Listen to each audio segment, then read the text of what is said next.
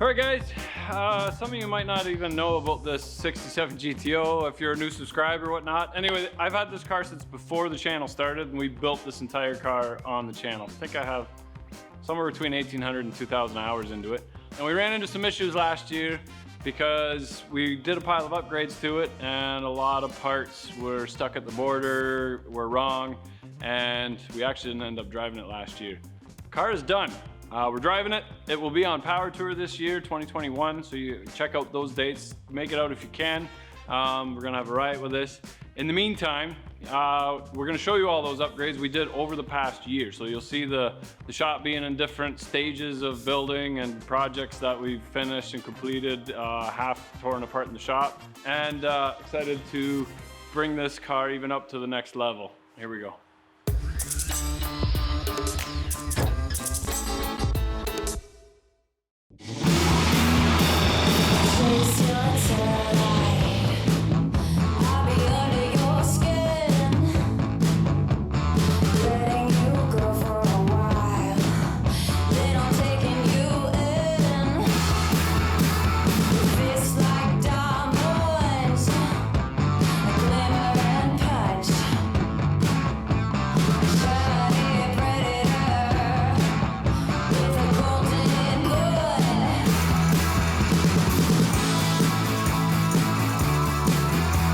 We got Poncho back on the dyno, bumping up the compression ratio. As cool as it is driving a 60s muscle car, it was hot. Oh man, those are nice. This will go in there like that. All right, as you guys know, I share this car with Hoogie. We are both 6'3", or 6'4", 6'5", somewhere around there. And I'm not gonna lie, this car is not that comfortable. Driving it from South Carolina to Miami with Super Speeders Rob, with the supercars in there for 8 hours in a day, I was uncomfortable, and Hoogie's got some mobility issues, so he's even more uncomfortable driving it for long periods of time. So we're gonna do some upgrades to it. We're gonna change out the interior. We're going to rework the console, and a big thing is the steering column from IDIDIT. It's got a nice tilt option. So IDIDIT hooked us up with this steering column. We're gonna put this in. The old seats were super uncomfortable and spongy, so as soon as we got back, we listed them for sale and sold them almost right away. Those seats are out of a BMW and fit nice in the back. For now, they're just in there. We'll secure them, making them safe. And then, more importantly, we're gonna bolt down these Boss seats that we got out of Tuesday's yard. So, we're gonna pull the steering column out. You can see the steering wheel, see the play in that. Yeah, it's kind of annoying. And Hoogie said, why didn't we paint this when we did the car? Because we're just gonna put a new steering column in it. Okay, so to put the steering column in, you don't have to take all this apart, but by the time I had the car running last year, as you know, we blew the engine, put the engine in a power tour. And then we didn't want to spend the rest of the summer working on it, so I just put the interior together. I didn't bolt anything down properly. We had some squeaks and some rattles. Radio doesn't work. The heat does work, but all the gauges work except for oil pressure. So we stuck this ugly mechanical oil gauge in there. So we're gonna do it right now. Because of that, we'll pull the dash out while we pull the steering column out. You wouldn't have to do that, but yeah, we're gonna start over. Here we go.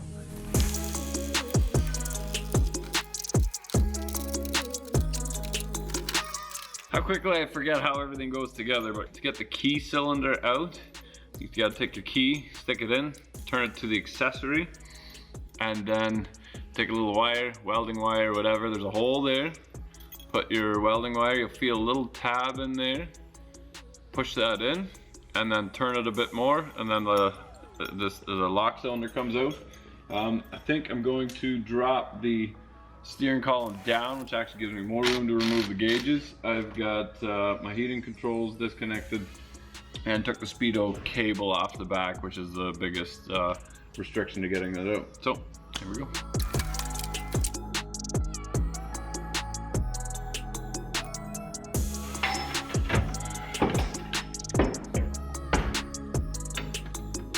There, one more OEM numbers matching part getting pulled out of the car. Only a few more to go.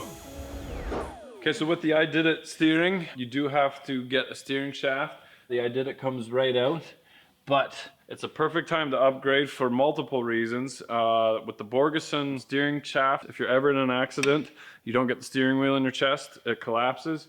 And it's also nice if you're working, if you're doing the headers or whatever, you can just take this shaft out. The original steering column is a one piece that goes right to the steering box. It's got that rubber vibration dampener.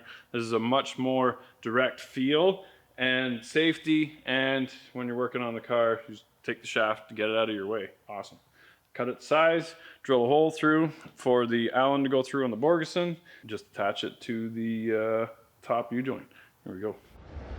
All right, so another massive upgrade that I'm super stoked about for the GTO is Dakota Digital's brand new RTX gauges for the GTO. They just came out with these, and I think I'm one of the first ones to get these. Oh man, those are nice. You know what? Those are so pretty. I'm gonna put this back on again so I don't get it dirty during the video. But the point of these gauges is that they look stock. Other than they're all LED. You can change your colors, you can do whatever you want to match whatever. What we're going to do is pull this out, and we're going to have our two vents here for the AC up here, and our AC controls down here. The rest of the gauges is very straightforward. It mounts exactly like the old gauges would have. I'm just going to put this in place and mount it in the car, and then it's so easy to come out. I'll pull the plastic off at the very end when we're done with the car, but what that'll allow me to do is plug it in and figure out where to mount my box and where to run my cables and tie it into the engine loom while the engine's out, and then we can have a nice neat engine harness without any extra wires making it look like it was a mistake. I think these units do a whole pile of extra stuff besides just the gauges. It's got the GPS if you've got transmission or different transmissions. Also has the tire pressure monitor sensor in there. I think those are extras, but it is possible.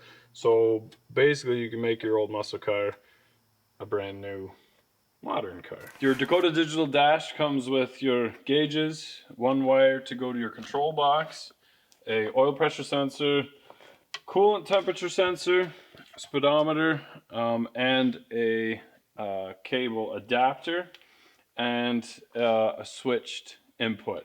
Your box is very straightforward. So basically we're taking the wires from the old dash, which would be the brake light that comes from the master, your high beam, left, right. It can be used for 4x4 or a gear selector. And then your other ones are your fuel input, your oil pressure, and your temp, obviously. And then it's got a button for cruise, speed, tack, and tack warning out. So this can be for shift lights, things like that. And then you've got your power, your ignition, and the tack coming in. So very straightforward. What we're going to do is, because we already have a coolant temperature sensor in the loom, we're just going to run the wiring from the sensor in that loom while the engine's out. And then also with the oil pressure sensor, we'll get rid of that little tube and replace it with that. We'll tie those nicely into the loom, and then before we mount the dash, we'll figure out or take our original wires and label them so we know exactly where to plug them into this. We'll find a nice spot to mount this, probably right beside the air conditioning ECU, so everything's nice and close. This doesn't take a whole pile of amperage, so it should be pretty straightforward. So this is your speedometer cable, which comes with an adapter that just plugs in, 3-wire, 5-volt. But we are going with a TCI transmission, 4X, and it just has a single wire that's a Hall effect coming out of the transmission. So we don't have to worry about this harness. We just need to run that one wire in, and it already has the 5-volt and the ground to the transmission. So we just need to do the signal wire into the speed input. We do need to calibrate it once we're driving, and we'll figure that out when we get there. And your fuel gauge also needs to be calibrated, or you just need to remember where you're going to be on the other side of the road if your gauge is off. But let's calibrate it because it's a pretty nice car. So here we go. Okay, so the painless makes this super easy because all of your wires are labeled. They've got a number 934, a light, ignition, switch, power, battery. every one of them's labeled. So I left all my wires long so that this is the longest that it can get. So then afterwards I can figure out where's the neatest spot that I can put this. I can maybe mount it right here. If I'm not, all the wires come from the left, I can stick it over here, pull it through the loom here. Whatever the case may be, start simple. Try to eliminate the garbage in your head that you don't need. So this is all my AC wiring, so I don't have anything to do with that. So I just have a couple small little wires here and there to plug into my box, give it power and ignition, a good ground, and we got a working gauge set. So here we go. Coolant and alternator wires to the front. We've got everything kind of tidied up but out of the loom, so nice and neat into one harness, and then from there it splits off into random things, my distributor and some other random things. And then inside is just magical. These are all the wires for the digital dash, which are very roughly put in, and then everything is actually kind of neat and organized coming in. I got my grounds poking through, and then all my AC stuff right there. So I just separated it into the different groups, and then all the transmission stuff is just hanging out the door. So I've got the transmission controller mounted there, and then just the main harness for my valves and output shaft sensor, which will go around the transmission somewhere. Before I put the engine back in again, I'm gonna mount my condenser. So those come with brackets.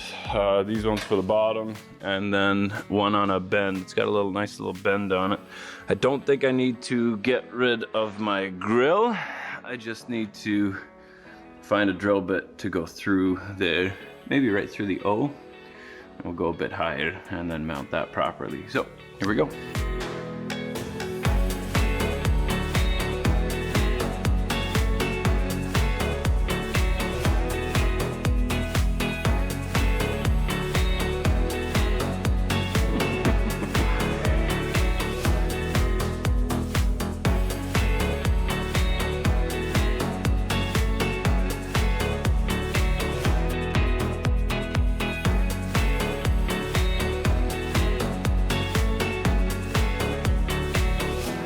Okay, so there's pretty well everything buttoned up underneath the hood there. Looks really good.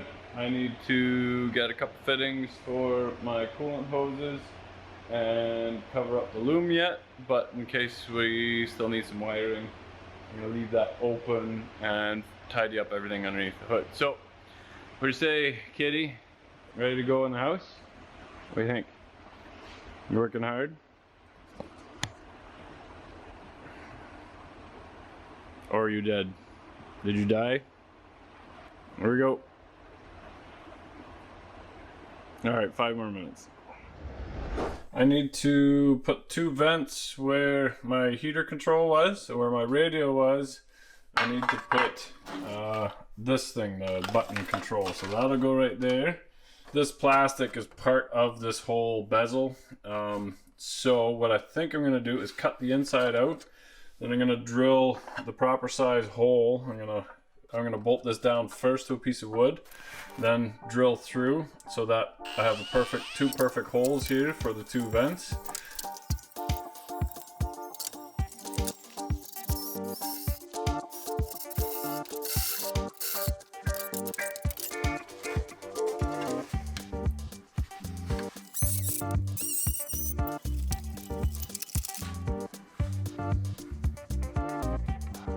Sexy.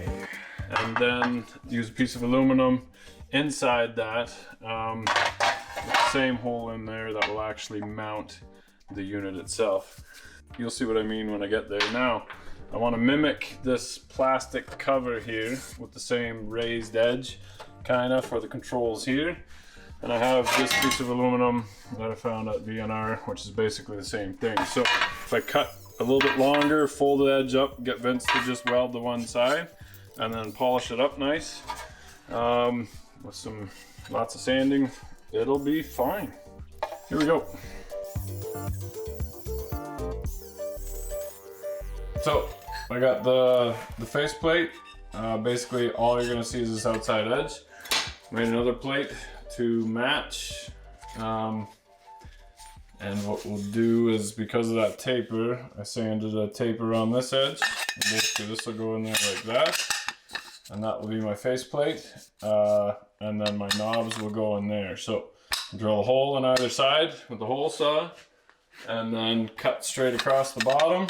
And then the buttons will go through here, bolt through the back. This will go behind the gauges with this little lip, behind the dash cluster and up against the steel at the back. And then it'll all get held nice together with the one piece. So fancy. Here we go.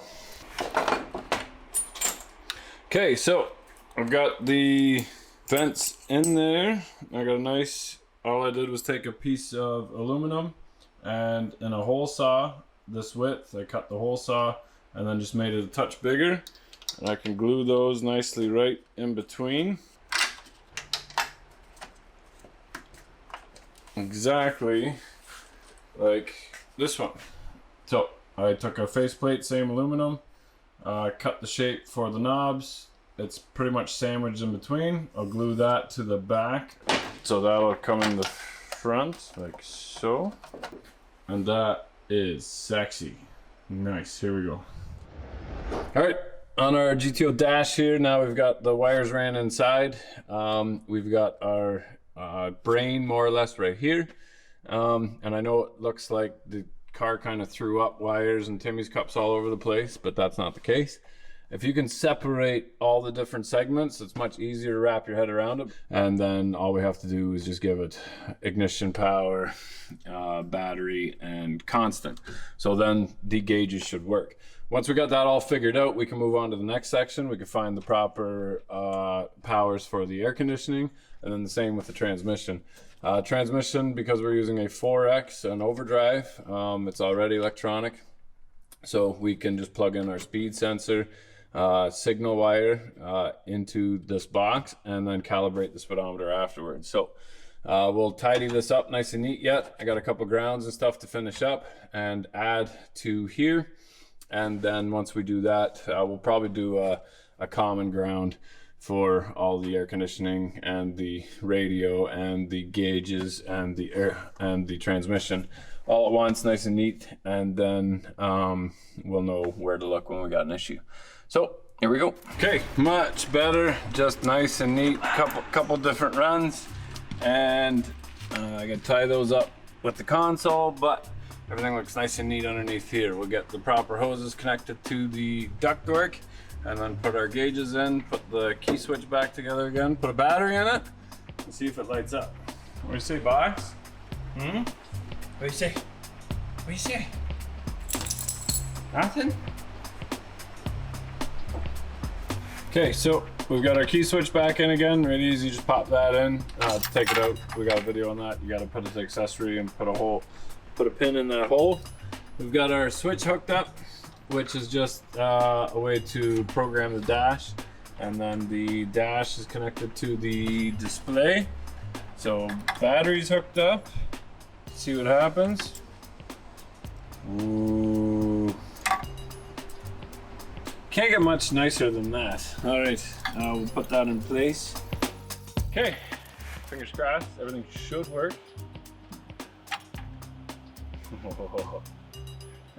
That is very pretty. All right, so it says, please calibrate speed and fuel before we do anything. So to do that, they give you a little switch here, if you see that, the 1 and 2. And that's just to program it. You gotta hold that while you turn your key on, and that puts you into setup mode. And then it's just a matter of, you can follow the instructions on there, tap to scroll up or down, and if you want to select something, you just hold it. Okay, what do we got? So this will tell you your tack settings, and your what the readings are on the water, oil, and fuel right now. Lots of cool stuff. Where is tack, volt, water, oil, fuel, lighting? Let's do lighting. Okay, so now we're on light, brightness. Ooh. Oh, we definitely want bright. Problem is that's white and those are green, so let's customize that. Ooh, key lime. That's like I think that would fit a Miata. Green, that green's a little bit off. Coolant, well, that's a pretty good match. Green and green. Let's see what else we got. Minty fresh, there we go, minty fresh. Turquoise, clear view. I think I'm gonna go back to that coolant. Hold that, nice.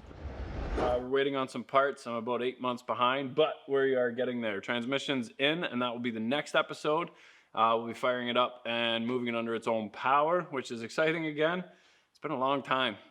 And then after that, we'll be doing some suspension upgrades, and this one will be at Power Tour. If you guys can make it out on Power Tour at all, check out that schedule if you want to see the car in person and meet us. We'll have the Mustang there as well, and hopefully Stefan will have his TDI swap Jeep there too. So thanks for watching. Remember, if you're not filthy, you're not rich, get out there and work on it, because it's not gonna fix itself by itself, which I've found over the past 8 months. It just kind of sits there. Here we go.